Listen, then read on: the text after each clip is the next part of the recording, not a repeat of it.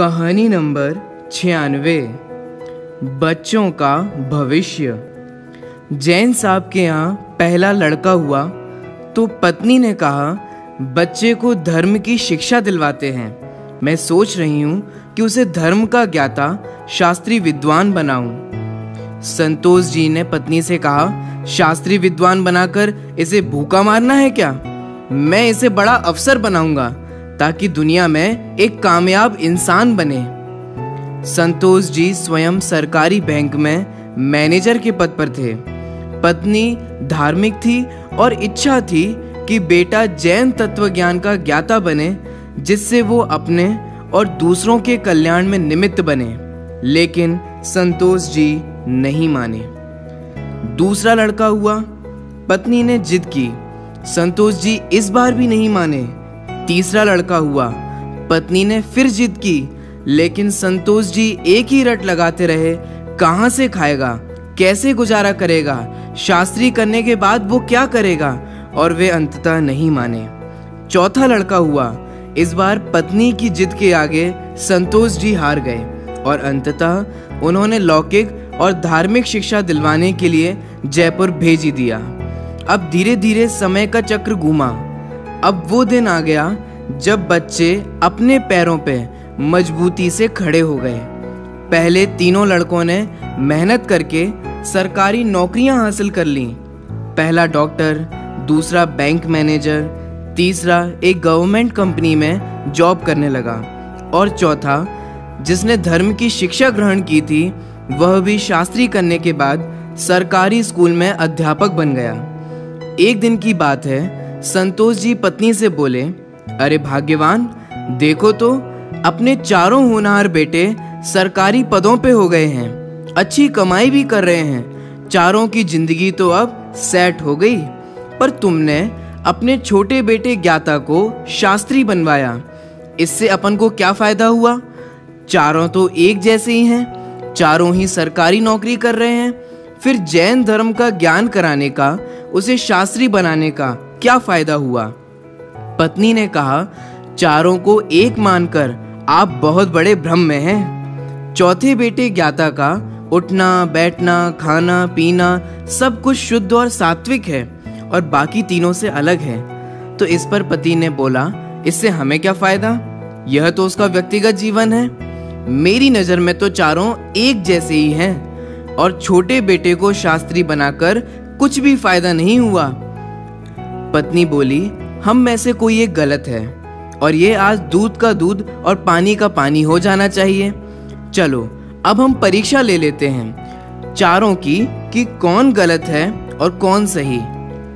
दूसरे दिन शाम के वक्त पत्नी ने बाल बिखेर लिए, अपनी साड़ी का पल्लू फाड़कर और चेहरे पर एक दो नाखून के निशान मारकर आंगन में लेट गई और पतिदेव को अंदर कमरे में छिपा दिया। बड़ा बेटा आया और पूछा, मम्मी क्या हुआ? माँ ने जवाब दिया, तुम्हारे पापा ने मुझे मारा है। पहला बेटा बोला, बुढ़ा सटिया गया है क्या? कहाँ है, बुलाओ तो जरा। माँ ने कहा, घर पर नहीं है, बाहर गए हैं। पहला बेटा बोला, आए तो मुझे बुला लेना, मैं कमरे में ही हूँ, मेरा खाना निकाल दो, मुझे भूख लगी है। यह कहकर वह अपने कमरे में चला गया।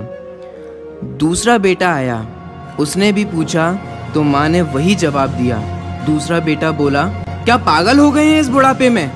उनसे कहना चुपचाप अपनी बची कुची जिंदगी शांति से गुजार लें, और मैं खाना खाकर आया हूँ, सोना है मुझे। अगर आए तो मुझे अभी मत जगाना, सुबह खबर लेता हूँ मैं उनकी।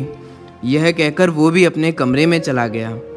तीसरा बेटा आया और पूछा तो पूछकर ही वह आग बबूला हो गया और बोला, इस बुढ़ापे में अपनी औलादों के हाथों में जूते खाने वाले काम कर रहे हैं, इसने तो मर्यादा की सारी हदें पार कर दी।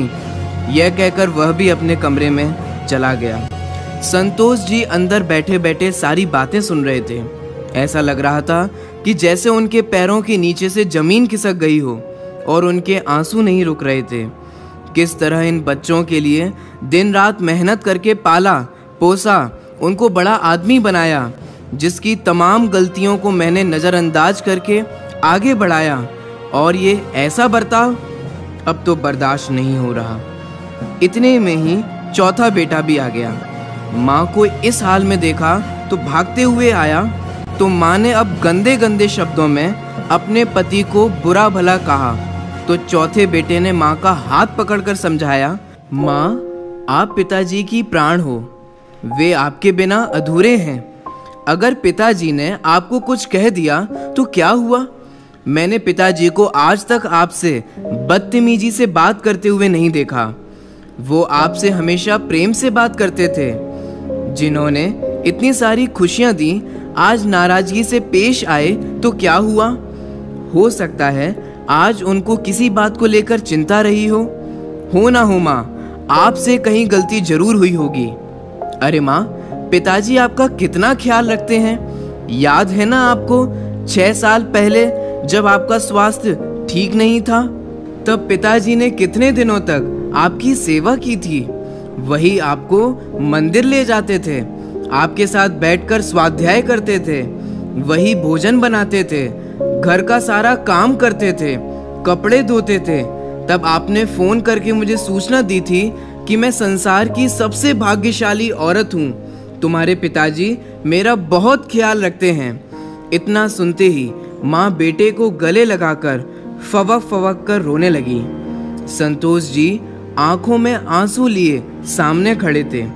पत्नी ने संतोष जी से पूछा, अब बताइए क्या कहेंगे आप मेरे फैसले पर? संतोष जी ने तुरंत अपने बेटे को गले से लगा लिया। संतोष जी की धर्मपत्नी ने कहा, ये शिक्षा इंग्लिश मीडियम स्कूलों में नहीं दी जाती। माँ बाप से कैसे पेश आना है, कैसे उनकी सेवा करनी है, कैसे उनके समाधि मरण में निमित्त बनना है, ये तो धर्म का अध्ययन करने वाले ही समझते हैं। हमारे बाकी के बच्चे ड़मोकार मंत्र के अलावा और कुछ नहीं जानते। अब संतोष जी को एहसास हुआ, जिन बच्चों पर लाखों खर्च करके डिग्रियां दिलाई वे सब जाली निकले। असल में ज्ञानी तो वो सब बच्चे हैं जिन्होंने धर्म का अध्ययन किया है। मैं कितना बड़ा नासमझ था। फिर दिल से एक आवाज आई कि काश मैंने चारों बेटों को धर्म के संस्कार दिए होते तो वे सभी लौकिक उन्नति के साथ साथ अपने कल्याण और अन्य जीवों के कल्याण में भी निमित्त बनते। अब अपनी बात पर आते हैं। क्या आप भी अपने जीवन में संतोष जी जैसी भूल तो नहीं कर रहे हैं? अपने बच्चों को आप लौकिक शिक्षा तो दे रहे हैं, पर क्या आप उसे धर्म की शिक्षा भी दे रहे हैं? एक बात आप हमेशा ध्यान रखिए कि फिजिक्स, मैथ्स आदि के सब्जेक्ट्स को पढ़कर बच्चे के जीवन में शांति नहीं आएगी। सच्ची शांति तो धर्म के अध्ययन से ही आती है। तो इसीलिए अपने बच्चों को कराटे, डांस आदि की क्लास में भेजने की बजाय पाठशाला में भेजिए। ऐसे धार्मिक संस्कार से ओत-प्रोत बच्चे ही शांति से स्वयं भी जीते हैं और आपके समाधि मरण में निमित्त भी बनते हैं। आपने ये कहानी अंत तक देखी और अपना बहुमूल्य समय इस वीडियो को दिया, अतः बहुत बहुत धन्यवाद।